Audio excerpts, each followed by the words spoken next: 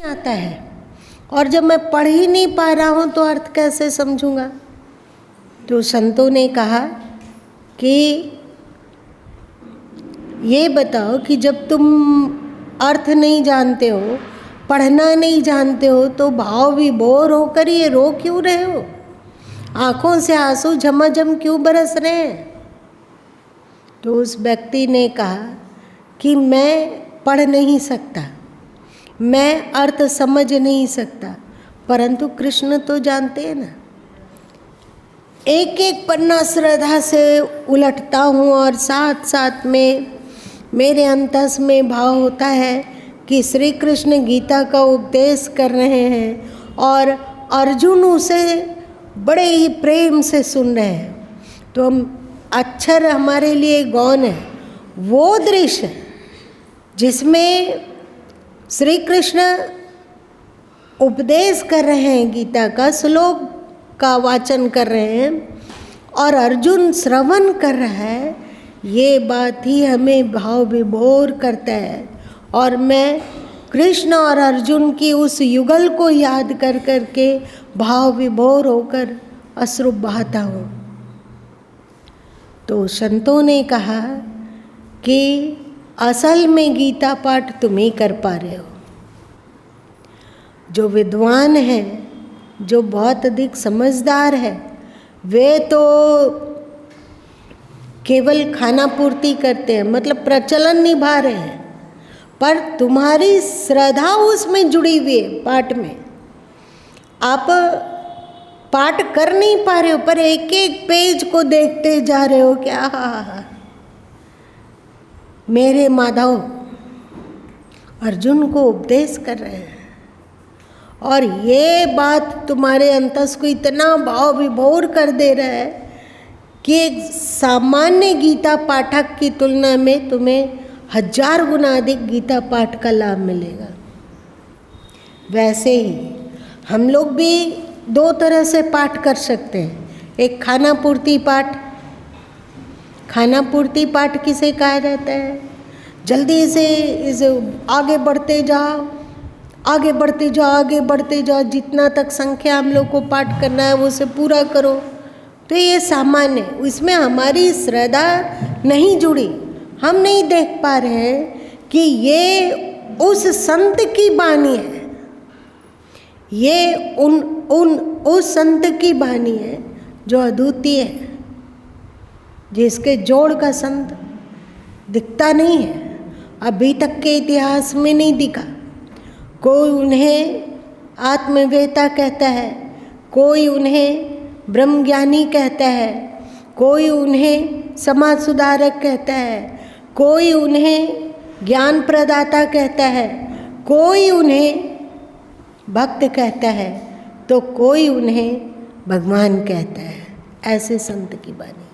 तो जब यदि हमारे अंतस में वाणी का अर्थ समझ ना आती हो तो भी कोई बात नहीं, हम उनकी छवि को तो याद कर सकते हैं ना। जैसे हमारे वो प्यारे सद्गुरु जो विलक्षण हैं, अद्वितीय हैं, जिनकी महिमा का गान नहीं किया जा सक रहा है, वे ही हमारे हॉल में विराजित होकर इस पाठ का गायन कर रहे हैं, अथवा उन्हें हम सुना रहे हैं। उनकी वाणी के द्वारा हम सद्गुरु कबीर के चरणों में अपना सिर झुकाने का अवसर प्राप्त कर रहे हैं। ये भाव तो रख सकते हैं ना, हम लोग रख सकते हो। देखो, पाठ हो या पूजा या उपासना हो, जब तक आपकी श्रद्धा का संयोग उसके साथ नहीं होता है, तब तक वो फलप्रद नहीं हो पाता है।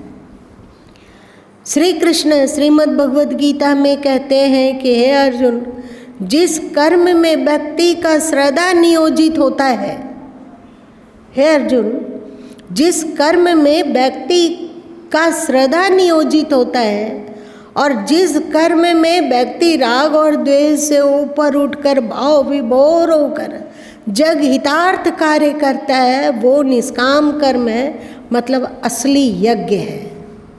यज्ञ केवल अग्निहोत्र करना नहीं होता है। यज्ञ का तात्पर्य है ऐसा कार्य जो निष्काम है और साथ साथ में श्रद्धा से संयुक्त है और साथ साथ में अहंकार से ऊपर उठकर है, वो यज्ञ है। तो तुम लोग अब बताओ कि तुम लोग यज्ञ करना पसंद करोगे या खाना पूर्ति करना पसंद करोगे? यज्ञ करना। तो यज्ञ करोगे तो अपने हृदय को थोड़ा समेटो, भाव विभोर हो कि हमारे प्यारे सदगुरु की बानी है ये।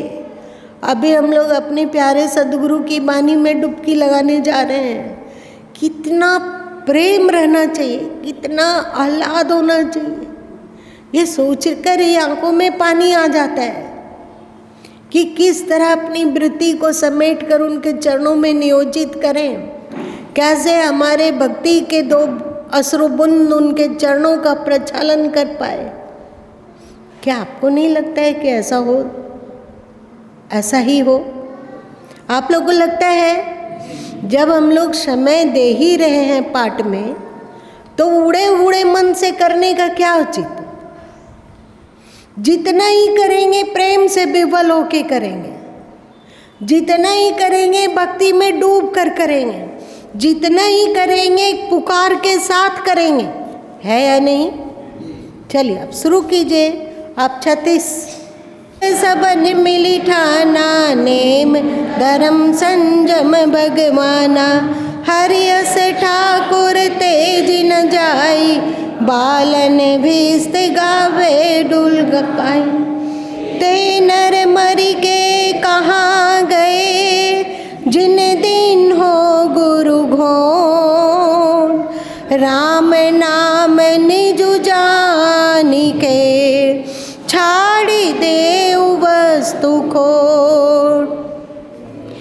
एक सयान सयान न होई, दोसर सयान न जाने कोई, तीसर सयान सयान ही खाई, चौथे सयान तहाँ ले जाए, पंचे सयान न जाने कोई, छठे माहदर, सत्य सयान जो जानहु भाई, लोक वेद महदेव दिखाई। बीजक बतावे बीत को, जो वित गुप्ता हो, ऐसे शब्द बतावे जीव को, बूझे बिरला कोई। इस रामायणी में सदगुरु कबीर साहब ज्ञान की 7 भूमिकाओं का वर्णन कर रहे हैं। पहली भूमिका है श्रवण, मतलब सत्संग को सुनना। तो इसमें सदगुरु कबीर साहब कहते हैं कि ज्ञान की पहली भूमिका कोई ज्ञान नहीं है। एक सयान सयान न होई, पहली भूमिका में आरूढ़ जो श्रोता है ये सब कुछ नहीं है, ये प्रारंभ है, सीढ़ी का पहला सोपान है ना। कहते दूसरे सयान न जाने कोई, ज्ञान की दूसरी भूमिका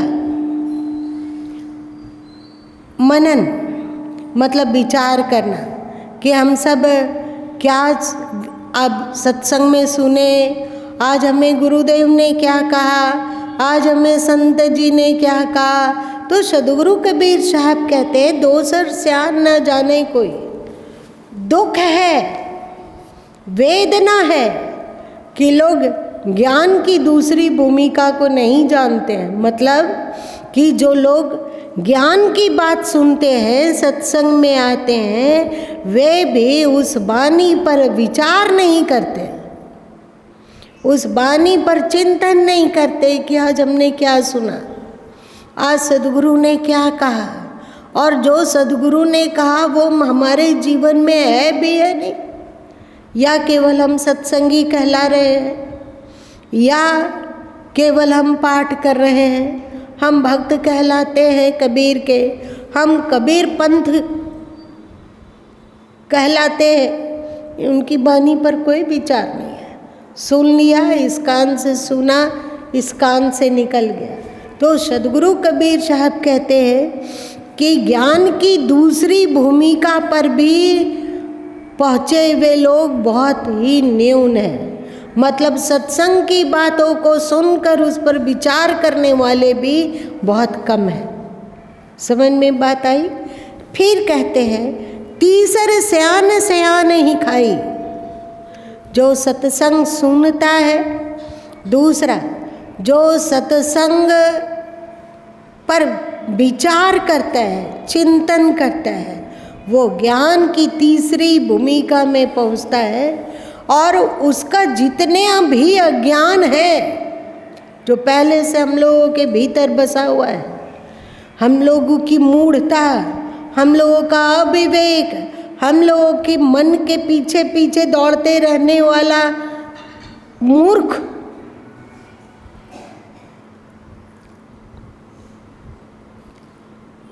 उन सबको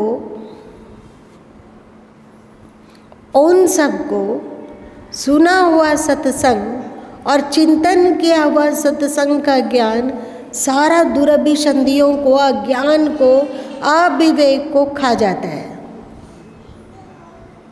मेरी बात समझ में आई? जैसे कुएं में छोटे छोटे बहुत सारे जीव जंतु हो जाता है, तो उसमें एक मछली को छोड़ दिया जाता है और मछली सारे कचरे को, सभी वायरस को खा के पानी को स्वच्छ कर देता है। उसके बाद उस मछली को भी निकाल के बाहर हटा दिया जाता है। समझ? तो हम लोग जो अभी पाठ कर रहे हैं और सुन रहे हैं अथवा इसमें डुबकी लगा रहे हैं, उस ज्ञान की मछली को अपने भीतर में रखो ना। कुआं है ये, अंतस का कुआं, ये मन कुआं है। इसमें सत्संग की वाणी और उसकी सुविचारणा का ज्ञान अमृत को अपने भीतर रखो, तो वो रखते के साथ तुम्हारे मन में जो अज्ञान का कचरा है उस सबको वो साफ कर देगा। तीसरे सयान सयान ही खाई, चौथे सयान तहाँ ले जाई। चौथा ज्ञान की भूमिका क्या है? सत्वापति। सत्वापति क्या होता है? सत्य का भली भांति बोध कि सत्य क्या है। जो बीजक को भली भांति पठन करते हैं वे जानते हैं कि सत्य क्या है, जो शरीर से परे है, जो इंद्रियों से परे है, जो मन से परे है, जो बुद्धि से परे है, जो संकल्प विकल्प से परे है, जो अहंग से परे है, उसमें स्थिति थोड़ा थोड़ा बनने लग जाना, ये ज्ञान की सत्वापति भूमिका है। मतलब ज्ञान की चौथी सीढ़ी है। सद्गुरु कहते हैं चौथे सयान तहाँ ले जाइए, सत्य तक, सत्य के निकट पहुँचा देता है ये ज्ञान की चौथी सीढ़ी। मतलब सत्य का ठीक ठीक बोध, ज्ञान और उसमें स्थिति, उसका बार बार चिंतन मनन, तो ये आपको सत्य के निकट तक पहुंचा देगा। आगे कहते हैं पंचे सयान न जाने कोई, छठे माँ सब गेल बोई। पंचे सयान में जो पंचम भूमिका में आरूढ़ होता है, जो ज्ञान की पांचवी सीढ़ी में चढ़ पाता है, उसका पंचे सयान वो पूरे अखिल ब्रह्मांड को सत्य नहीं देखता है। वो जानता है ये सब माया है, सब असत्य है। ना कुछ लेकर आए हैं, ना कुछ लेकर जाएंगे। खाली हाथ आए, खाली हाथ जाएंगे। साथ में हम लोग क्या ले जाएंगे? अपना कर्म, अपना संस्कार, अपने स्वभाव, अपनी आदतों को हम साथ ले जाएंगे। तो जो पांचवी सीढ़ी में पहुंचते हैं वे संसार को मिथ्या देखते हैं। और छठे में क्या होता है? छठे माह सब गेल बिगोई। और छठे सयान तक जाते जाते, सयान माने ज्ञान की भूमिका, तो छठवें ज्ञान की भूमिका में पहुँचते पहुँचते सब गैल बिगोई। क्या होता है इसका मतलब? अब मन सो मौन होने लगा। और जब मन मौन होता है तो सब भूल जाता है कि बचा रहता है। आप 5वें खंड तक आपने अशुभ को छोड़ दिया, शुभ को पकड़ के रखा है। आपने संसार के मोह से ऊपर उठा। अब आत्मा के मैं जीव, मैं आत्मा, इसे पकड़ लिया। अब छठी भूमिका में जाते जाते ये भी आपसे निकल गया। ये सब कब तक है कि मैं आत्मा हूँ, ईश्वर ही सत्य है, आत्मा ही सत्य है, संसार असत्य है, मिथ्या है। दैविक गुण को जीवन में धारण करना चाहिए। पहले आपने आसुरी गुण को छोड़ा। अब छठी भूमिका में आते आते दैविक गुण का अहंग भी छूट गया। आपने पहले संसार को छोड़ा था। अब छठी भूमिका में आते आते आपको ये बोध हो गया कि मैं आत्मा की भावना से भी मैं परे हूँ। सब गैल बिगोई। बिगोई मतलब समाप्त हो जाना। शुभ अशुभ पहले भी ही समाप्त हो गया था, शुभ अब छूट जा रहा है। अज्ञान पहले ही छूट गया था, अब ज्ञान भी छूट जा रहा है। आप लोग भाव विभोर हो रहे हो सदगुरु कबीर की वाणियों का अर्थ जानकर।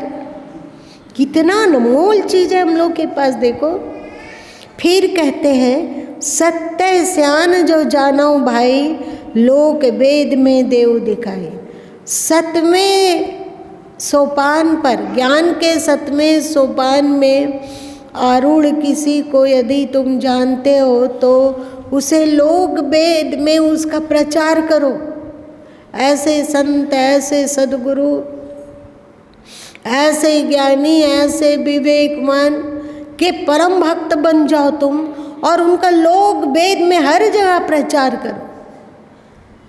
उनका पहले ही अशुभ छूट चुका था, अब शुभ का, सुख का, शुभ का हंग भी छूट गया है। पहले ही संसार छूट चुका था, अब मैं आत्मा का पागलपन भी छूट चुका है।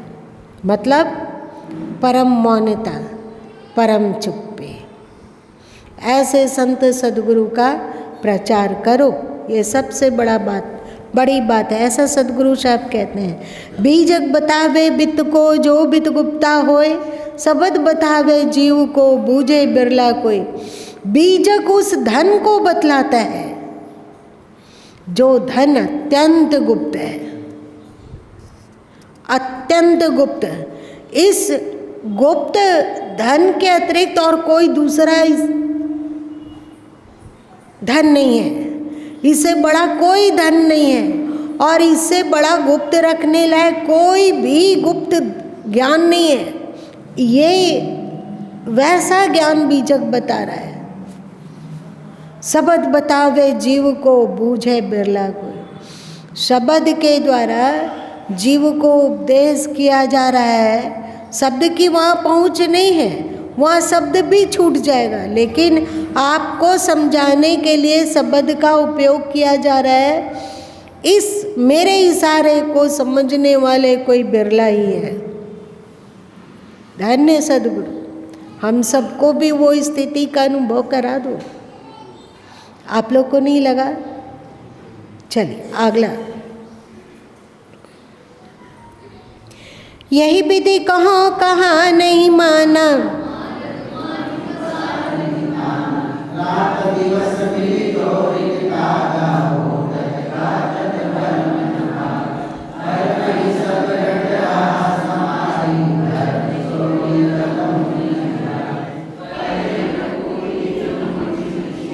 ये आप लोग तर्ज गलत किए हैं। सुधार के कौन गा सकता है इसके पहले वाला तर्ज?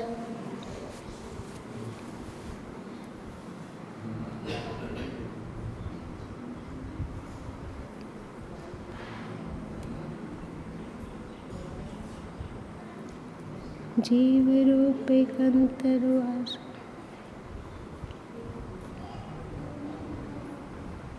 यही विधि कहो कहाँ नहीं माना, मारग माई पसारिन ताना, रात दिवस मिली जोरिन तागा, ओटत काटत भरम न भागा। भर में ही सब घट रहा समाई, भरम छोड़ी कतहु नहीं जाई। परे न पूरी दिनों दिन छीना, तहाँ जाए जहाँ अंग विहूना। जो मत आदि अंत चली आई, सो मत सबुन प्रगट सुनाई। जो वह सनेसापुर मान्यो, लीनो शीस चढ़ाए। संतो है संतोष सुख, रहू तो हृदय जुड़ाए। ओ क्या सदगुरु कबीर साहब की बानी है। भाव विभोर कर देने वाला है, बिल्कुल विभोर कर देने वाला। पूरा इसका अर्थ होगा कि पूरा संसार भ्रम के पीछे भागा जा रहा है, और वो व्यक्ति धन्यवाद का पात्र है, वो शिष्य धन्यवाद का पात्र है, वो भक्त धन्यवाद का पात्र है, वो भक्त आशीर्वाद का पात्र है। कौन? वह सिनेसापुर मान्यो, जो मेरे कहे हुए उपदेशों को, पुर मतलब होता है सत्य, जो वह सनेसापुर मान्यो, लीनो शीस चढ़ाए। जो मेरे उपदेशों को, जो मेरे द्वारा दिए हुए ज्ञान को अपने सिर पर चढ़ा कर रखता है। ये समझ लो, समझ रहे इसका अर्थ क्या हुआ?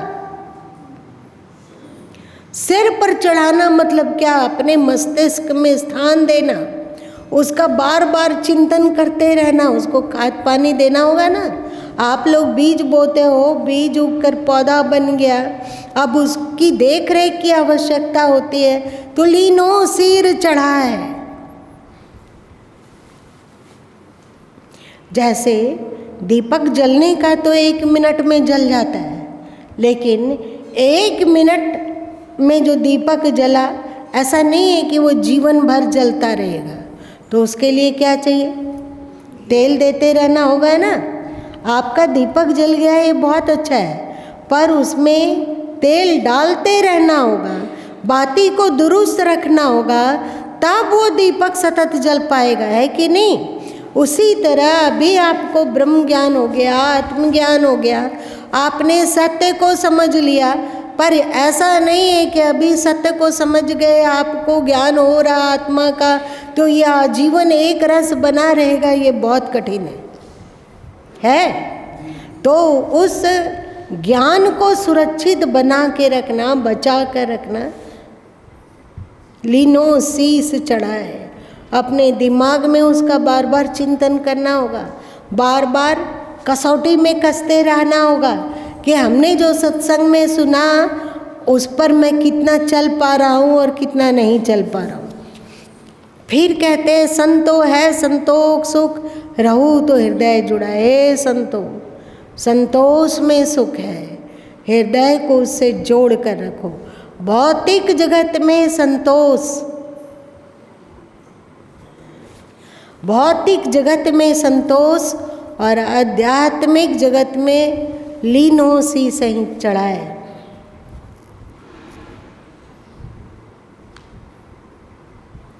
अगला पद,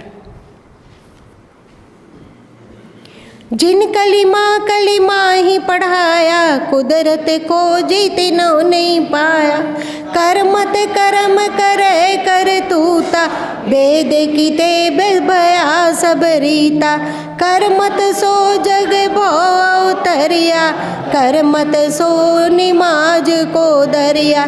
कर्मत सुन्नति और जनेऊ, हिंदू तो रुक न जाने बेऊ। पानी पौन संजोए के, रचिया यह उत्पात। सुन नहीं सुरत समोय के, कासो कहिए जात। देखो इस पद में सदगुरु कबीर साहब ने कितना उच्चतम ज्ञान को रख दिया। वे कहते हैं कि कोई धर्म से जुड़ता भी है, कोई धर्म के मार्ग में आता भी है तो वो मात्र कर्मकांड में उलझ कर रह जाता है। यहाँ पूजा करना है, यहाँ खसैली चढ़ाना है, यहाँ पान पत्ता रखना है, यहाँ पे इस किस्म का फूल चढ़ाना है, यहाँ पर इस तरह का फल रखना है, इस तरह से आरती गाना है, इस तरह से घंटा बजाना है, इस तरह जनेऊ पहनना है, इस तरह कंठी पहनना है, इस तरह सुन्नत कराना है, इस तरह और कोई जातीय संस्कार कराना है, इसी में उलझ गया।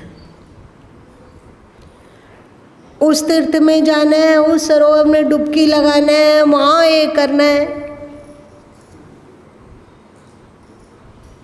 जैसे हिंदू लोग मानते हैं कि गंगा में डुबकी लगाने से पाप कट जाएगा। गंगा में डुबकी लगाने से पाप कट जाएगा।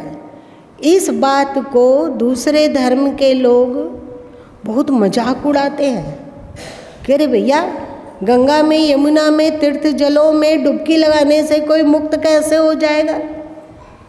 वे ये नहीं कहते हैं, वे बड़ी बड़ी बातें कह रहे हैं। तो क्या उनके पंथ में जो कर्म कांड है उससे कोई शुद्ध हो जाएगा? क्या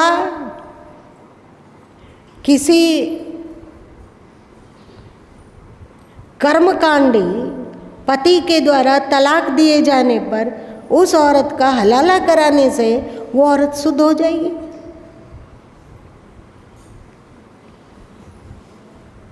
शुद्ध होगी? तो आप कहते हो कि गंगा में डुबकी लगाने से कौन शुद्ध होता है, तो हलाला कराने से कोई कैसे शुद्ध होगा? है कि नहीं? कर्म कांड में सब उलझ के रह गए। सदगुरु कबीर साहब कहते हैं कि ये करमत सुन्नत और जनेऊ, हिंदू तुरक न जाने बेऊ। ना हिंदू रहस्य समझ पा रहा है, ना मुस्लिम रहस्य समझ पा रहा है। क्या कहा जाए? सबके सब कर्म कांड में डुबकी लगा रहे। ज्ञान की बात को ना कहने वाले भी दुर्लभ, उस पर चिंतन करने वाले तो और अधिक दुर्लभ, और उसको अपने जीवन में उतारने वाले तो माँ दुर्लभ, है ना।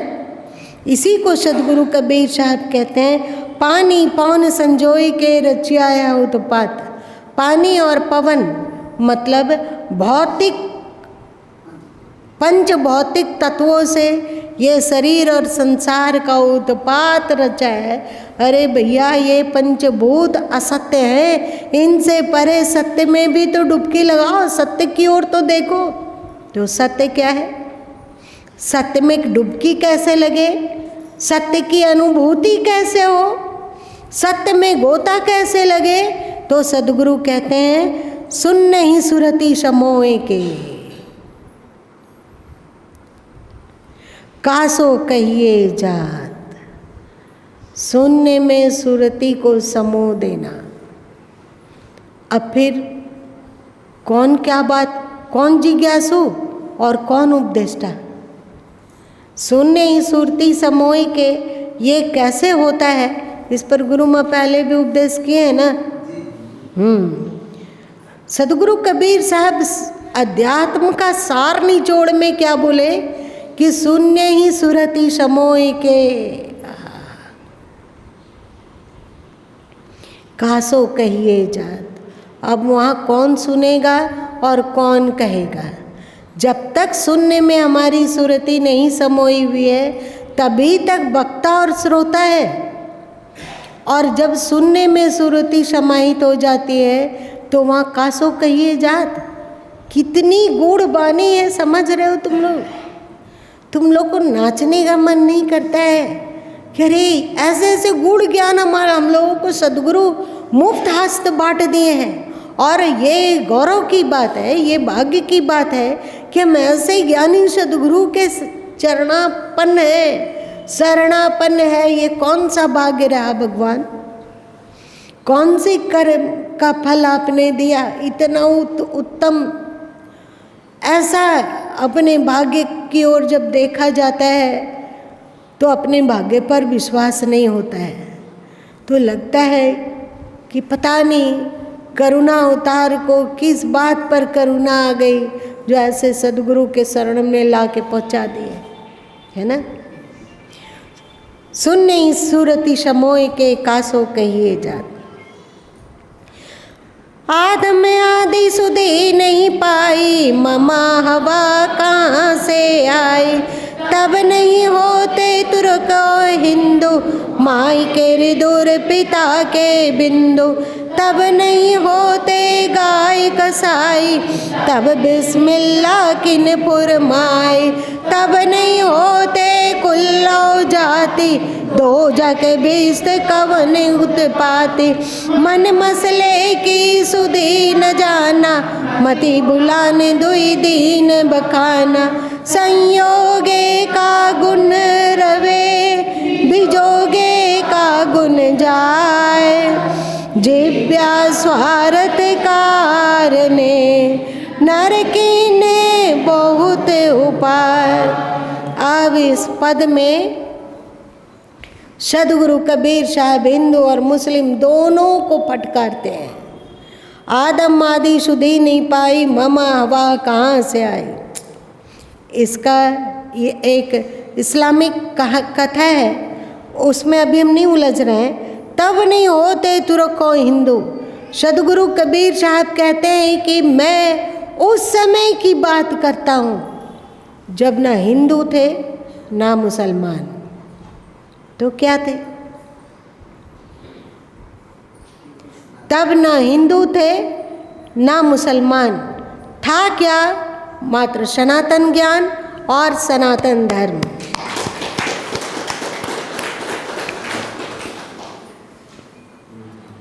तब नहीं होते तुर्क और हिंदू, माई के हृदय पिता के। जब सृष्टि ही नहीं थी तो माता पिता और माता पिता के ऑर्गन के द्वारा शरीर का निर्माण कहाँ से होगा? उस समय मात्र सनातन तत्व था। जो उपनिषदों में कहा गया, एको हम बहुश्यामा, मैं एक हूँ बहुत हो जाऊँ, जब उनके अंतस में ये संकल्प नहीं उठा था, उस समय क्या था? सनातन तत्व के अतिरिक्त और कुछ था? माँ बाप, भाई बहन, स्त्री पुरुष, नर मादा, हिंदू मुसलमान ईसाई बौद्ध, कुछ भी नहीं था। उस सनातन को जानो। सनातन को ढूंढना छोड़कर तुम कहाँ उलझे हुए हो? तब नहीं होते गाय कसाई, तब बिस्मिल्लाह किन फुरमाई। उस समय ना गाय थी ना कसाई था, तो बिस्मिल्लाह कहकर किसकी कुर्बानी तुम करते हो? ये सब तो बाद का प्रोपगंडा है, बाद का कर्मकांड है। सत्य में ये सब कुछ नहीं है ना। तब नहीं होते कुल लौ जाति, दो जग बेस्त कौन उत्पाती। अरे भैया, उस समय न कुल था न जाति थी क्या? जब सनातन तत्व था, जब एकमात्र अस्तित्व ही था, जब एकमात्र ईश्वर ही थे और कोई सृष्टि नहीं हुई थी, ना आकाश का निर्माण हुआ था, ना वायु का, ना अग्नि का, न जल का, ना पृथ्वी का, तो उस समय जाति थी क्या? तो क्यों तुम लोग जाति में व्याकुल हो रहे हो? क्यों तुम लोग जाति के पीछे परेशान हो रहे हो? क्यों किसी कुल की बात को लेकर तुरंत तमतमा जाते हो? हमारा कुल महान। अरे भैया, ये कुल और जाति बाद की चीज़ है। आप सनातन तक पहुंचना चाहते हो, आप सनातन सुख को चाहते हो, तो आपको सनातन की ओर यात्रा करनी होगी, कुल और जाति से परे होकर, मत और मजहब से परे होकर, नरक और जन्नत से परे होकर, दोजख और जन्नत से परे होकर सनातन में मन लगाओ, है ना। दो जग बिस्त कौन उत्पाती। सोचो कि जब एकमात्र सत्य सनातन था, तो उस समय ये स्वर्ग और नरक का जो उत्पात है वो था क्या? आश्चर्य होता है कभी कभी गुरु माँ को कि व्यक्ति इतना लालची कैसे हो सकता है। व्यक्ति, एक मनुष्य एक विवेकशील प्राणी है, उसके पास विवेक है, कभी वो ढुलक जाता है जन्नत के लालच में, कभी वो ढुलक जाता है दोजख के डर से, कभी वो सोचता है कि नहीं, हम जब इस पंथ से जुड़ेंगे तो सतयुग में जन्म होगा, हम अमुक का नाम लेंगे तो हम सतयुग के राजा महाराजा बन जाएंगे, सोने की खिड़की दरवाजा वाला घर हमको मिलेगा और हम बहुत बड़ा सतयुग के राजा बन जाएंगे। ये सब कहकर तुम लोग कहाँ भागते हो? सभी संत, सभी पंथ वाले कुछ ना कुछ मोर्चाबंदी करते हैं और मनुष्य के लालच को भड़का भड़का कर उसे अविवेकी बनाते हैं। अगर मनुष्य अपने लालच को छोड़ सके, क्योंकि श्रीमद् भगवद गीता में कहा गया ना, काम बीजक में भी सदगुरु कबीर साहब ने कहा, काम क्रोध तृष्णा के माथे, दुनिया का लालच छोड़ दिए तुम वहाँ पर जन्नत और स्वर्ग का लालच में मनुष्यता से विपरीत आचरण करते हो। गुरु माँ तो कभी कभी जब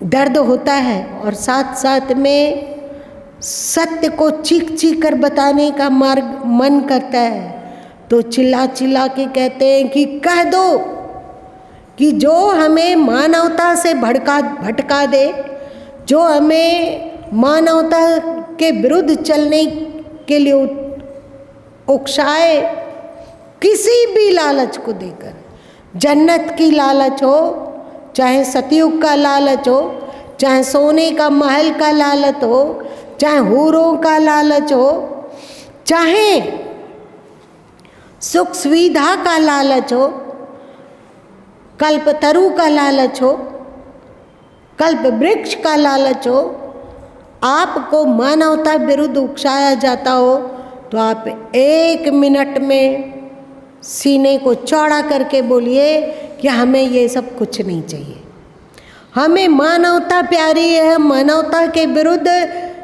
मानवता का विरुद्ध आचरण करने पर, किसी को छोटा बड़ा कहने पर, किसी को महान और किसी को तुच्छ कहने पर यदि हमें स्वर्ग जन्नत मिलता हो तो हमें नहीं चाहिए।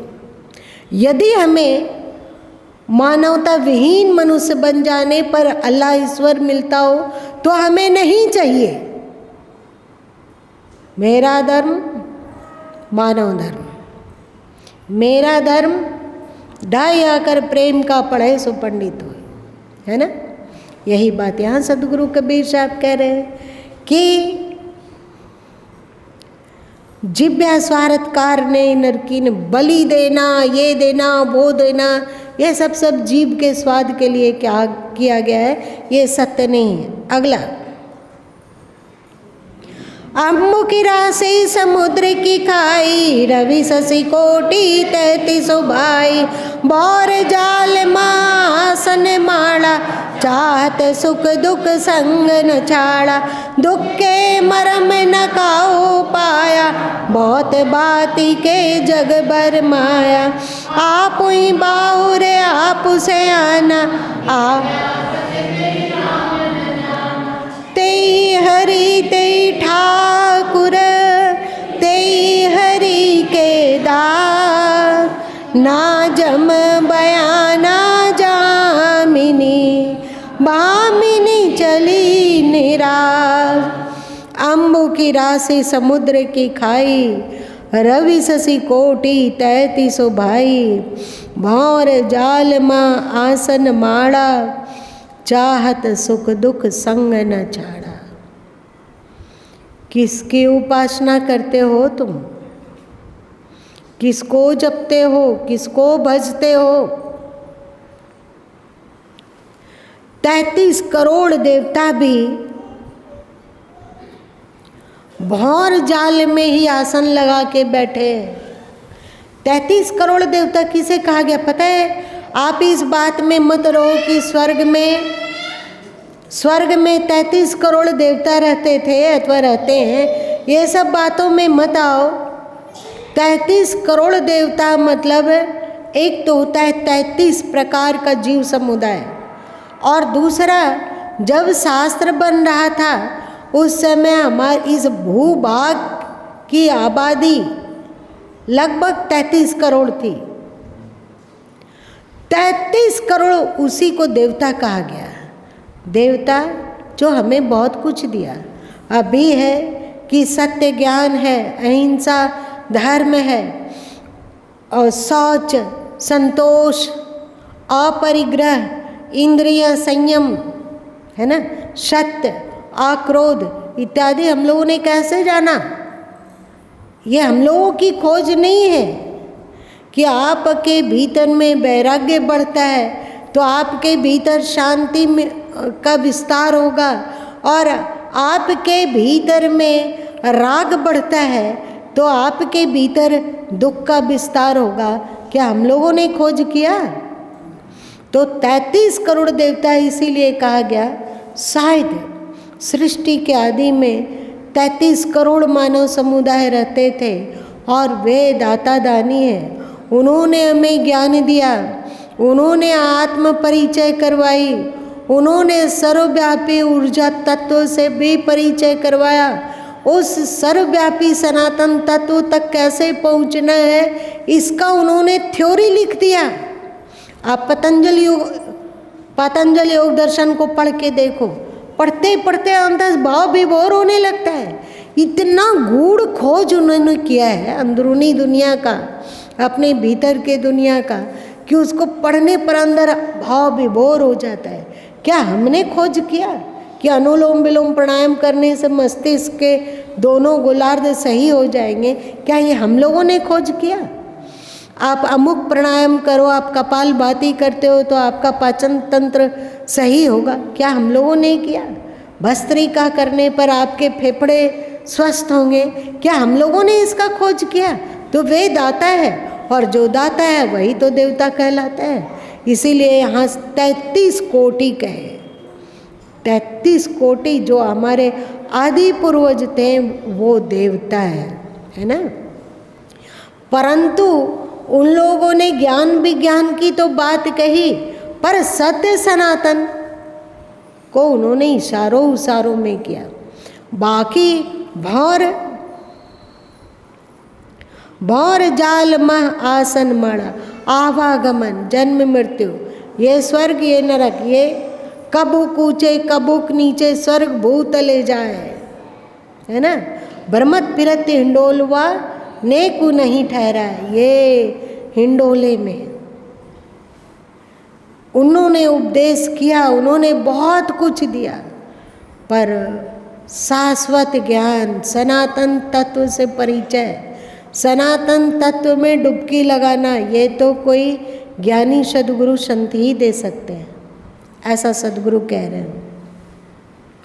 चाहत सुख दुख संग न छाड़ा, भौतिक दुनियाई प्रपंचों में उलझ जाने के कारण लोग सुख चाहते हैं पर उन्हें सुख मिलता नहीं। बहुत भांति के जग बरमाया, आपो ही बाबर आपू से आना, हृदय बसे ते राम न जाना। कस्तूरी कुंडल बसे मृग ढूंढे बन माई, ऐसे जग में ऐसे हृदय में राम है, दुनिया जानत नहीं। देखो, एक बात हम आप सबों को कहते हैं कि जो कहते भी हैं कि हृदय में राम है, क्या वे अपने हृदयस्थ राम से परिचित होने का प्रयत्न किए? कौन करता है? ये बात अब केवल सत्संग में सुनाने के लिए रह गई कि सबके घट में है राम तू काहे भटके रे। हम गाते हैं, हम इसे बोलते हैं, हम इसे सुनाते हैं, पर अपने भीतर राम को ढूंढते नहीं हैं। क्या हम लोग ढूंढते हैं? क्या अपने भीतर उतर कर राम को जानने का प्रयत्न किया जाता है? जो प्रयत्न भी करते हैं वे ध्यानस्थ नहीं हो पाते, सो जाते हैं, और जो नहीं सोते हैं उसका मन तीनों लोक में विचरण करता रहता है। शरीर स्थिर है, शरीर स्थिर है, अकंप है, ऐसा लगता है कि कोई पत्थर का प्रतिमा हो, ऐसा लगता है। कभी कभी जब नींद आती है तो सिर झुक जाता है, शरीर लुंज पुंज हो जाता है। और जब हम जगे रहते हैं और मन चक्कर लगाते रहता है, चक्कर, बाहर से कुछ पता नहीं चलता कि इसका मन चक्कर लगा रहा है, लेकिन अंदर अंदर चक्कर चलता रहता है, तो भी राम की खोज नहीं होती है। उस समय हमें होश ही नहीं रहता है कि अरे मन भाग गया, पकड़ो उसे, पकड़ो पकड़ो, कहाँ गया मन। और मन को पकड़ के लाओ और उसको चुप बैठाओ, क्योंकि सतगुरु कबीर साहब ने कहा है, सूरत फंसी संसार में ताते परी गो दूर, सूरत बांध स्थिर करो आठों पहर हजूर। सूरत फंसी संसार में ताते परी गयो दूर, सूरत संसार में फंस गई, इसीलिए वह सत्य, उस अस्तित्व की अनुभूति हमसे दूर हो गई। तो करना क्या है? सूरत बांध स्थिर करो। ऐसा जब हम लोग सोए हुए नहीं हो, सोए हुए नहीं हो, और ध्यान में जाने की बात सुनकर ही बहुत बार जमाई आने लग जाती है। मन समझता है कि अब सोने का अवसर मिलेगा, इसलिए अपना दूती पहले ही भेजता है ना। या फिर अगर नहीं सोते हैं तो इतनी मूर्छा है हम लोगों में कि मन भागता रहा भागता रहा भागता रहा। 4 मिनट बीत गए, 5 मिनट बीत गए, और जो 10 minute 12 minute 15 minute 20 minute 30 minute ध्यान करते हैं, वे लोग भी होश में रहकर सूरत बांधी स्थिर करो नहीं, मनोराज्य में वे परिभ्रमण कर रहे हैं। शरीर स्थिर है पर मन उड़ रहा है 10 दिशा में। सदगुरु कबीर साहब कहते हैं, सूरत बांधे स्थिर करो आठों पहर हजूर। यदि तुम अपने सूरत को बांध कर स्थिर कर पाए तो न तुम ये लोगे कि आत्मा ही सत्य है, और न ये बोलोगे कि परमात्मा ही सत्य है, क्योंकि बोलने वाला वहाँ कोई है ही नहीं। वहाँ क्या हुआ? ऐसी स्थिति में क्या हुआ? लाली देखन मैं गई, मैं भी हो गया, मैं भी हो गई लाल वाली स्थिति। जिसको ढूंढ रहे थे, चाहे वो आत्मा हो या परमात्मा, वो लाल हो गई। अब कौन बोलेगा और कौन सुनेगा? आठों पहर हजूर।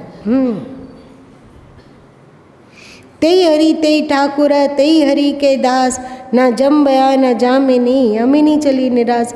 अरे वही अस्तित्व सत्य है, उसी को परमात्मा कहा गया, उसी को ठाकुर कहते हैं, उसी को परमात्मा का भक्त कहा जाता है। आकार में भिन्नता है, अस्तित्व में कोई भिन्नता नहीं है।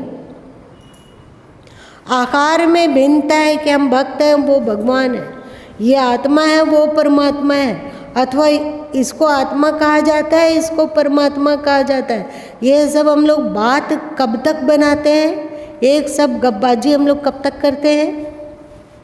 जब तक हमारी सुरति चंचल है अथवा हमारा मन बिखरा हुआ है। जब हम मन के पार छलांग लगा पाते हैं तो वहाँ हरि और हरि का दास में भेद नहीं रह जाता है। रहता है क्या? वहाँ आत्मा और परमात्मा का भेद नहीं रह जाता है, और वहाँ ये पहचान भी नहीं रह जाती है कि ये आत्मा है, ये परमात्मा है। वहाँ बस कुछ है जो रह जाता है। उसको आप चेतन कहो या कुछ कहो, क्या है उसको बोलने के लिए मन की आवश्यकता है, और वहाँ मन है ही नहीं, है ना। ना जम बया ना जामिनी, भामिनी चली निराश।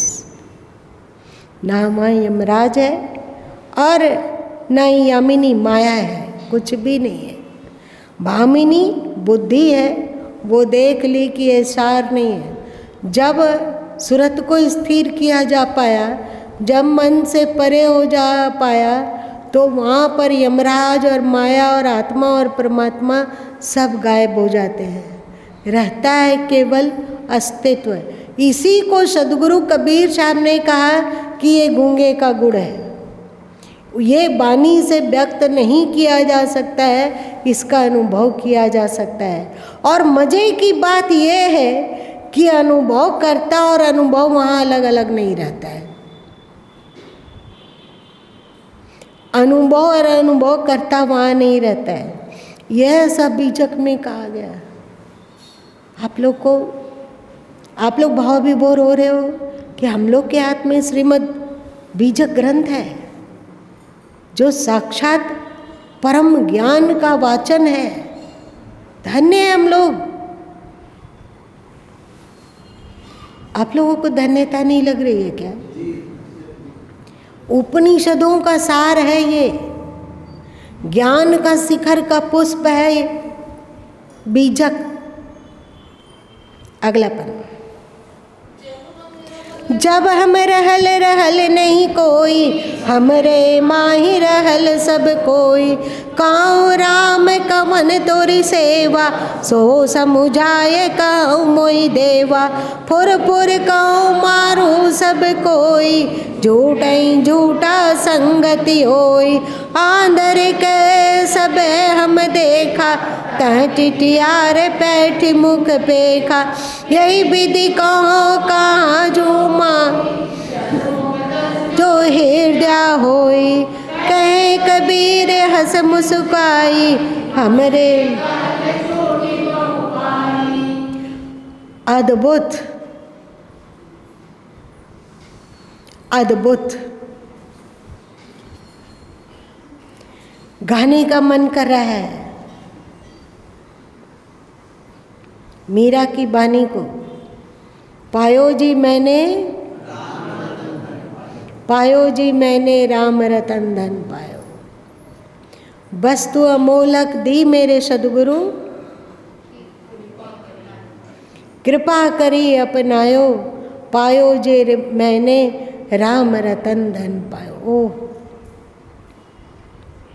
यही ध्यान है, यही समाधि है, यही ज्ञान है, यही विज्ञान है, यही योग है, यही भक्ति है, यही यज्ञार्थ कर्म है। जब हम रहल रहल नहीं कोई। देखो यहाँ पर जो सदगुरु कबीर साहब की भाषा है, वो अपने आप को परम सत्ता में फना किया हुआ है। ऐसा जैसे कबीर के रूप में परमात्मा बोल रहा हो, अथवा वो परमात्मा ही कबीर का रूप धारण करके बोल रहा हो। क्या कहते हैं? जब हम रहल रहल नहीं कोई। सृष्टि के आदि में जब ये पंचभूत नहीं बने थे, जब ये आकाश पताल नहीं था, जब ये जीव जंतु नहीं थे, जब पेड़ पौधे नहीं थे, जब धरती आकाश नहीं था, जब सूर्य और चांद नहीं था, उस समय कौन था? उस समय अस्तित्व था, उस समय सनातन तत्व था। सदगुरु कबीर साहब कहते हैं कि सृष्टि रचना के पूर्व मैं अकेला था। जब हम रहल रहल नहीं कोई, उस समय कुछ और नहीं था। तो जो कुछ और है वो कहाँ था? आकाश कहाँ थे? वायु कहाँ थी? जल और पृथ्वी कहाँ थी? अग्नि कहाँ थी? ये चांद सूर्य और ये रंग बिरंगे ग्रह नक्षत्र और ये सृष्टि के इतने इतने तारे, इतने इतने ग्रह गोचर, ये कहाँ थे? तो सदगुरु कहते हैं हमरे माही रहल सब कोई। सब के सब हमारे भीतर थे, मैं अकेला था। अब बताओ सत्य क्या है? कौन है सत्य? जानो कबीर को। हम लोग जितना जान रहे हैं उतना ही कबीर नहीं है। वे क्या हैं? बेबूझ पहेली है, बेबूझ पहेली है। तो उनको जाने कैसे? जानने की आवश्यकता नहीं है। उनके चरणों में सिर रख दो, उनके चरणों से अपनी सुरति की डोर को बांध दो, उनके चरणों की भक्ति से अपने मन को बिल्कुल एकम एक करके डुबा दो कि रह तू उनके चरण में रह। उनकी वाणी का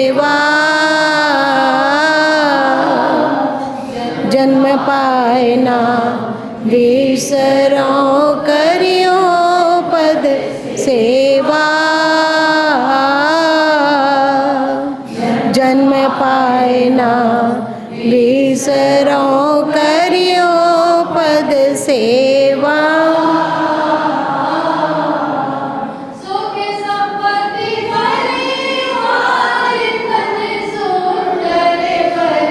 नारी सुख संपत्ति परिवार सुंदर नारी सपने ना उठे भगवान तुम्हारी सपने हुई इच्छा ना उठे गुरुआन तुम्हारी भक्ति दान गुरु दीजिए देवन के देवा भक्ति दान गुरु दीजिए देवन के देवा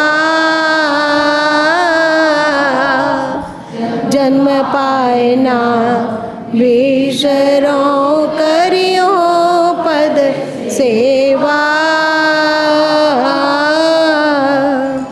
जन्म पाए ना विसरो करियो पद सेवा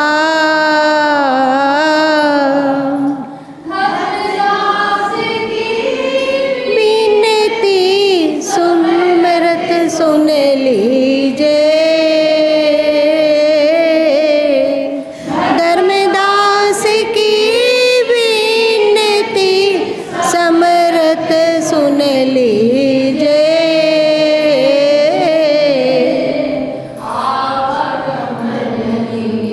वारों के अपना कर लीजिए आवागमन निवार के अपना कर लीजिए भक्ति दान गुरु दीजिए देवन के देवा भक्ति दान गुरु दीजिए देवन के देवा पायना विसरो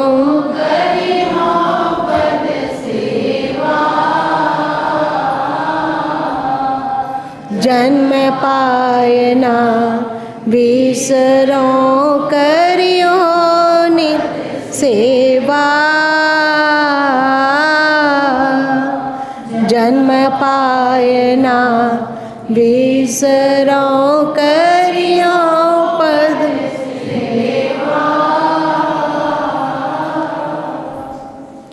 देखो सदगुरु कबीर साहब इस पंक्ति के अंत में क्या कह रहे हैं। कहें कबीर हंस मुस्काई कहें कबीर हंस मुस्काई हमरे काल छूटी वहों भाई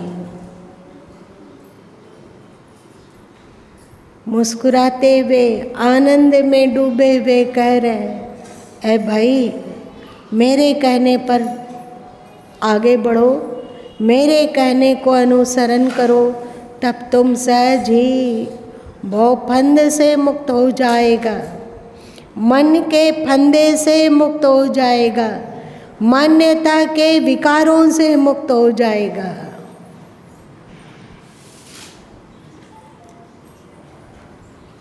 अगली पंक्ति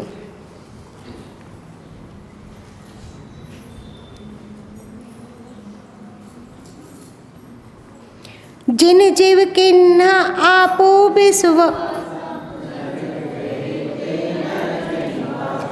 आवत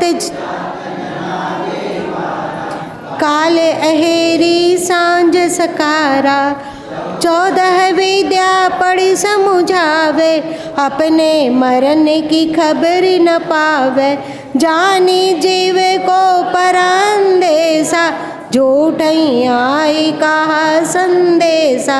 संगति छोड़ी करे असरारा, उबय मोट नरक के बारा। गुरुद्रोही ओम मुखी, नारी पुरुष बेविचार।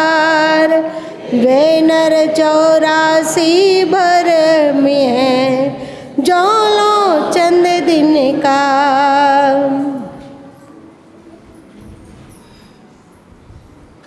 जो अहंकार से भरे हैं कि मैं कुछ हूँ, मैं संत हूँ, मैं धनी हूँ, मैं योग्य हूँ, मैं विद्वान हूँ, मैं तपस्वी हूँ, अथवा मैं भक्त हूँ, अथवा आत्मा हूँ। कुछ बने कि नरक की तैयारी शुरू। कुछ बनो मत। आप सोचो, जब आप कुछ नहीं बनोगे तो आपका स्वरूप क्या होगा? जब आप स्त्री नहीं हैं, आप पुरुष नहीं हैं, आप मन नहीं है, बुद्धि नहीं है, इंद्रियां नहीं है, अहंकार नहीं है, आत्मा भी नहीं है, और ये आप जल अग्नि पृथ्वी तत्व पंचभूत का से कुछ आपको लेना देना नहीं है, तो आप हैं क्या? देखो, कहते हैं कि जिन जिन किन्हन आप विश्वासा, अपने पर विश्वास जिसने किया कि मैं मनुष्य हूँ, मैं बड़ा भक्त हूँ, मैं ज्ञानी हूँ, मैं साधु संत हूँ, मैं सत्संगी हूँ, मैं जीव हूँ, मैं आत्मा हूँ, या मैं परमात्मा का शरणागत हूँ। ये सद्गुरु कबीर साहब ने अपने साके में स्पष्ट कहा है कि मैं बड़ी बलाय है, सको तो निक्षो भाग। उन्होंने वहाँ ये नहीं कहा कि तुम मैं आत्मा, मैं आत्मा, मैं आत्मा, मैं आत्मा, ये भी नहीं चलेगा। पूरा का पूरा मैं को उन्होंने निरस्त कर दिया, पूरा का पूरा मैं को उन्होंने धोखा बताया। मैं से ऊपर उठकर सोचो कि तुम क्या हो। तुम हो या तुम भी नहीं हो। मेरी बात समझ में आ रही है? क्लिष्ट है, क्योंकि ये जो तत्व है ये बहुत ही गूढ़ है, इसीलिए क्लिष्ट होना स्वाभाविक है। लेकिन जब तुम ना रहो, जब मैं ना रहूं, उस समय क्या है? उस समय एक अस्तित्व ही है। वहाँ कोई मैं और अहंग नहीं है। अहंग बहुत ही बलाय है, इससे भाग निकलो। तो कभी क्या करो, कभी कभी चुप हो जाओ और बिना मैं का हो जाओ, बिना मन का हो जाओ, बिना बुद्धि का हो जाओ, बिना अहंग का हो जाओ, केवल हो जाओ। बाकी जो ओढ़े हुए हो सब लबादा को हटा दो। यही मोक्ष है, यही जीवन मुक्ति है, यही लाली देखन मैं गई मैं भी हो गई लाल की स्थिति है। वहाँ पर मैं और तू रहता ही नहीं है, वहाँ केवल अस्तित्व रहता है।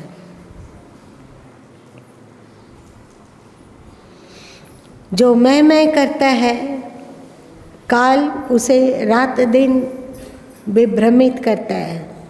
जो गुरुद्रोही है और जो मनमुखी है, चाहे नारी पुरुष बेविचार, उसे आप स्त्री हो पुरुष हो, वो बिल्कुल गया बीता हुआ है। जो गुरुद्रोही है, जो मनमुखी है, ते नर 84 भरमी है, जो लो चंदिनकार। वो 84 लाख योनियों में तब तक भटकता रहेगा जब तक चांद और सूर्य की उपस्थिति है, मतलब करोड़ों जन्म। विज्ञान क्या कहता है? आपका सूर्य की अभी कितनी आयु शेष है? लगभग करोड़ों वर्ष अभी सूर्य की आयु शेष है। चंद्रमा के भी करोड़ों वर्ष अभी आयु शेष है। पृथ्वी के भी करोड़ों वर्ष आयु शेष है। उतने समय तक ये कबुक ऊंचे कबुक नीचे स्वर्ग भूतले जाए, अति भ्रमत फिरत इंडोलवा हो नेकू नहीं ठहराए। कौन भटकेगा? वो अभागा है इंसान जो सच्चे सदगुरु के शरण में आकर भी मनोमुखी होता है और गुरुद्रोही होता है। वो करोड़ों वर्ष तक भटकते रहेंगे, ऐसा सदगुरु कबीर साहब कहते हैं। आगे, कबहु न भयउ संगौ साथा, ऐसे ही जन्म गमायऊ आछा। बौरी न पय हो ऐसो थाना, साधु संगत तुम नहीं पहचाना। अब तो होई नरक महबासा, निस दिन बसे लबारी के पासा।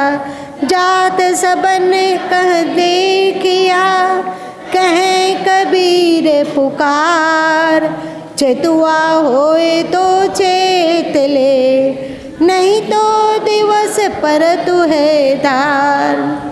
सदगुरु कबीर साहब सभी मनुष्यों को झकझोरते हुए कहते हैं कि कबहु न भयउ संगौ साथा, कभी भी तुमने ज्ञानी संतों का संगति नहीं किया, उनके उपदेश में नहीं बैठा। यदि बैठा भी तो शरीर से तो उनके उपदेश में बैठ गया, पर तुम्हारा मन वहाँ नहीं रहा। तुमने अपने मन को उनकी संगति में नहीं बैठाया, तुमने मन को उनके सत्संग में भाव विभोर नहीं होने दिया। इसलिए अब तो होई नरक महबासा। क्यों? क्योंकि निस्दिन बसे लबारिक पासा। लबार किसको कहते हैं? लबार दो तरह के लबार होते हैं, आप लोग जान लो, इसे सुन लो। एक लबार होता है जो बाह्य संसार में जो लबार रहते हैं, जो अज्ञानी हैं, जो विभ्रमित हैं, जो विकारों में डूबे हुए हैं, जो ये पाप रत हैं, जो धर्म का सम्मान नहीं करते, एक वे लबार हो गए। और एक बड़ा लबार है। रहता कहाँ है वो बड़ा लबार? तुम्हारे भीतर। हम सबके मन के रूप में वो एक महा चांडाल लबार है। तो निस्दिन बसे लबारी के पास। तुम हमेशा अपने चांडाल मन लबार के पास रहे। बाहरी दुनिया की कुसंगति छूट गई, लेकिन अज्ञान से ग्रसित, अज्ञान से भरे हुए मन के शरणागत बनकर तुम बैठे हो। तो अब तो हुई नरक महबासा। नरक किसको कहा जाता है? आवागमन को। भिन्न भिन्न योनियों में जाना, भिन्न भिन्न में भटकते रहना, ये है आवागमन लबार सबसे बड़ा। इन लबारों, बाहर के लबार और भीतर के लबार की संगति करने पर क्या होता है? नरक में वास होता है। अब हाथ उठाओ, कौन कौन नरक जाने को लिए तैयार हो? अब हाथ उठाओ कि कौन कौन बाहर और भीतर के लबार से मुक्त होना चाहते हैं। धन्यवाद। सबसे बड़ा लबार मन है। आगे सदगुरु कहते हैं, हरणा कुसरा मन गए कंसा, कृष्ण गए सुर नर मुनि बंसा। ब्रह्मा गए मरम नहीं जाना, बड़ सब गए जरल से आना। समझ न परली राम की कहानी, निर्बक दूध की सरबक पानी। रही गौ पंत तकित भो पौना, दसो दिशा उजारी भोगोना। मीन जाल बोई संसारा, लोके नोम पकान के भारा। खेवे सब मरम हम जानी, तैयो कहे रहे उतरानी। मछरी मुख जस के चुआ, मुसवन माह गिरदान, सरपन माही गए जुआर, ऐसो जात सब की जान। अद्भुत। सद्गुरु कितना प्रयत्न करते हैं हम सबों को झकझोरने के लिए। वे कहते हैं जो अपने को बड़ा कहता था, जो बलशाली जात था, जो ताकतवर था, वो हिरण्यकश्यप मर के चला गया, रावण भी मर के चला गया, जिसको बहुत घमंड था अपने सोने की लंका का। कंस भी मर के चला गया, जिसे अपनी आसुरी शक्तियों पर बहुत अधिक भरोसा था। कृष्ण गए सुर नर मुनि वंशा, कृष्ण सुर नर मुनि वंश सब के सब इस दुनिया को छोड़ छोड़ कर चले गए। ब्रह्मा गए मर्म नहीं जाना, सत्य के मर्म को रहस्य को जानने वाले धरती में बहुत दुर्लभ है। समझी न परल राम की कहानी, निर्बक दूध की सरबक पानी, रही गो पंथ थकित भव पवना, दसो दुसा उजारी भव भवना, मीन जाल बोई संसारा। किसी भी मान्यता में तुम फंसे हो, अटके हुए हो, तब तक समझना कि माया के जाल में फंसे हो। सभी मान्यता से ऊपर उठ जाना। जब आप सभी मान्यता से ऊपर उठते हो तो क्या बन जाते हो? सहज शून्य मन सुमिरते, प्रकट भइक ज्योत। जब आप मान्यता से शून्य होते हो तो बोध का प्रकाश आपको घेर लेता है, अस्तित्व का प्रकाश आपको घेर लेता है। ऐसा समझो कि अस्तित्व के गोद में आप समाहित हो गए। वहाँ क्या है? वहाँ शांति है, परम शांति। वहाँ क्या है? वहाँ आनंद है, परम आनंद। वहाँ क्या है? मोक्ष है, परम मोक्ष। उसे क्या कहते हैं?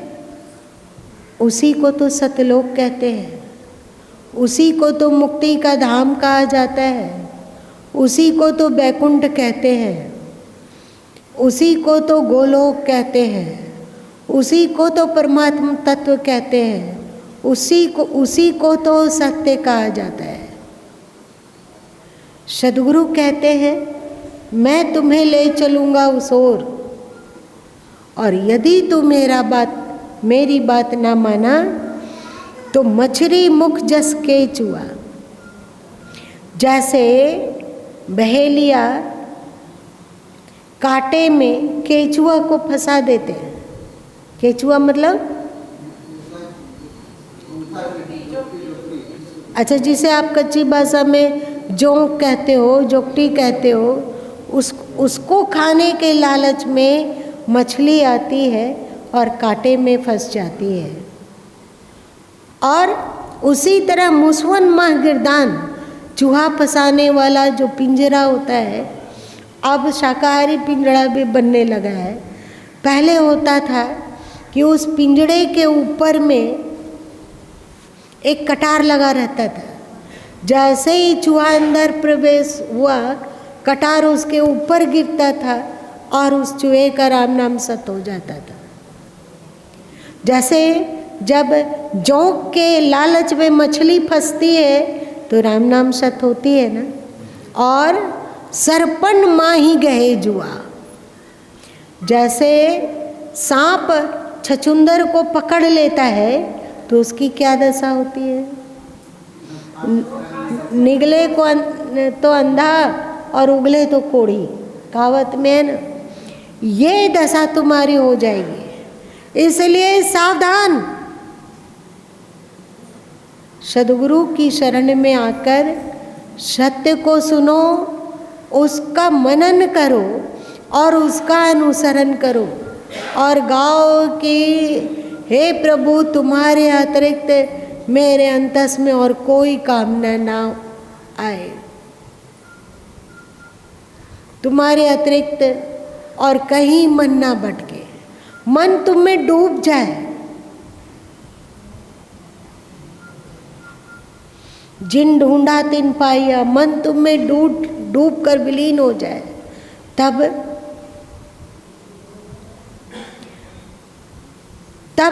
तुम उस परम पद को प्राप्त होगे। जब तक सच्चे सदगुरु के शरण में नहीं जाओगे तो खेवे सबे मरम हम जानी तयो कहे रहे उतरानी। लोग ये कहते रहेंगे कि मैं तो बहुत बुद्धिमान हूँ, मैं तो बड़ा विद्वान हूँ, मैं तो बड़ा ज्ञानी हूँ, मैं तो बड़ा विज्ञानी हूँ, मैं परमात्मा की भक्ति करता हूँ, मैं आत्मा को, अपने आत्मबोध को जानता हूँ कि मैं आत्मा हूँ। कहते रहो और फंसते रहो माया में। कहने से क्या हुआ? इसीलिए सदगुरु कबीर साहब ने कहा, कहता तो बहुते मिला, गहता मिला न कोई। जब आपके भीतर अध्यात्म का सूर्य उतर जाता है तो वो सूर्य आपके कर्म के द्वारा प्रकाशित होता है, आपकी वाणी के द्वारा प्रकाशित होता है, आपके रहन सहन के द्वारा प्रकाशित होता है, आपके मंतव्य और चाल चलन से वो प्रकाशित होता है। तब जानो कि तुम अब मुक्त हो। कहता तो बहुते मिला, गहता मिला न कोई। चलो आज इतना ही रहने दो। हमें विश्वास है हम सबों ने थोड़ा कम ही पाठ किया है, जितना हम लोग का करना था उतना नहीं कर पाए, लेकिन हम लोग जो भी किया, जैसा भी किया, सदगुरु से प्रार्थना कर ले कि प्रभु अपने चरणों में स्थान दे दो।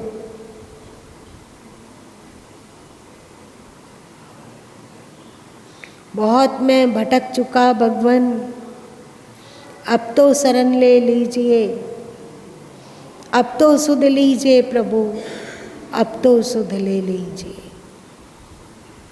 अंतिम में क्या हम लोग अंत भी भक्ति दान से ही कर सकते हैं? कर सकते हैं। चलो सुनो,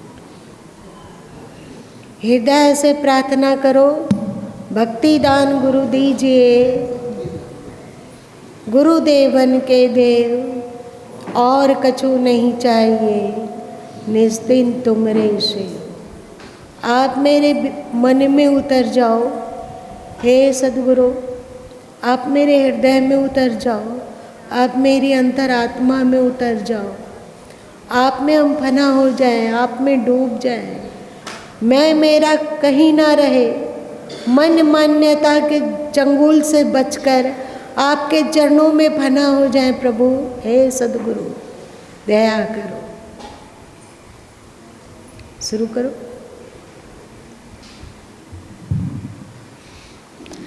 भक्ति दान गुरु दीजिए, देवन के देवा।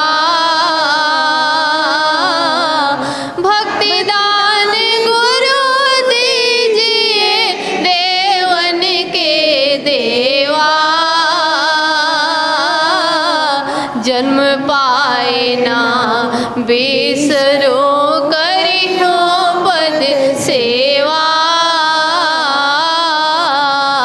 जन्म पाए ना बिसरो, करियो पद सेवा।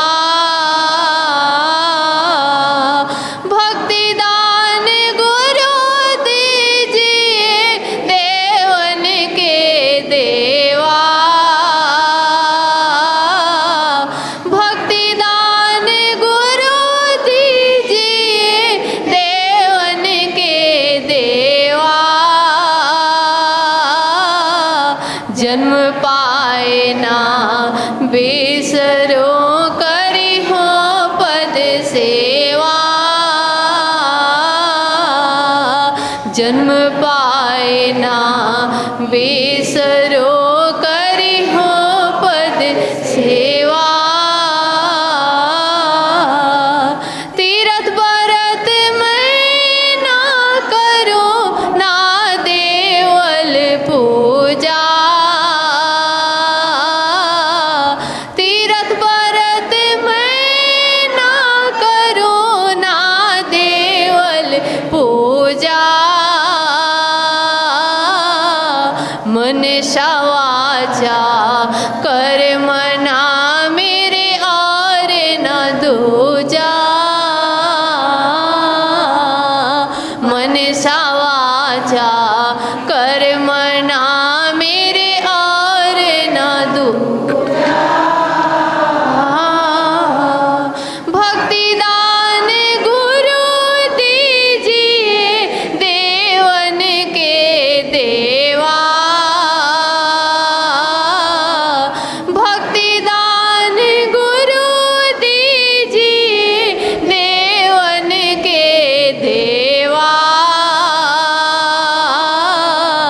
जन्म पाए ना बिसरो करी हो पद सेवा जन्म पाए ना बिसरो करी हो पद सेवा अष्ट सिद्धि नौ निधि है वैकुंठ का वासा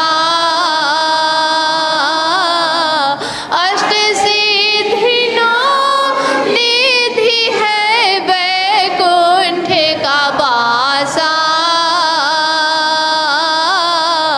सो मैं कुछ ना मांग हूँ मेरे समर्थ दाता सो मैं कुछ ना मांग हूँ मेरे समर्थ दाता भक्ति दान गुरु दीजिए देवन के देवा भक्ति दान गुरु दीजिए देवन के देवा जन्म पाए ना बिसरो करी हो पद सेवा जन्म पाए ना बिसरो करी हो पद सेवा सुख संपत्ति परिवार धन सुंदर वर नारी सुख संपत्ति परिवार धन सुंदर वर नारी सपने हुई इच्छा ना उठे गुरु आन तुम्हारी सपने हुई इच्छा ना उठे गुरु आन तुम्हारी भक्ति दान गुरु दीजिए देवन के देवा भक्ति दान गुरु दीजिए देवन के देवा जन्म पाए ना बिसरो करी हो पद सेवा जन्म पाए ना बिसरो करी हो पद सेवा धर्मदास की विनती समरथ सुन लीजिए धर्मदास की विनती समरथ सुन लीजिए आवागमन निवार के अपना कर लीजिए आवागमन निवार के अपना कर लीजिए भक्ति दान गुरु दीजिए देवन के देवा भक्ति दान गुरु दीजिए देवन के देवा जन्म पाए ना बिसरो करी हो पद सेवा जन्म पाए ना बिसरो करी हो पद सेवा जन्म पाए ना।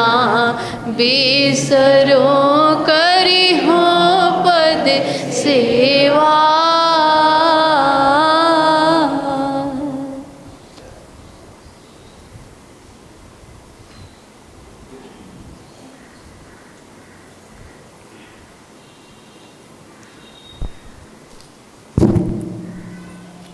हम लोग शाम के समय में फिर एक बार एकत्रित होते हैं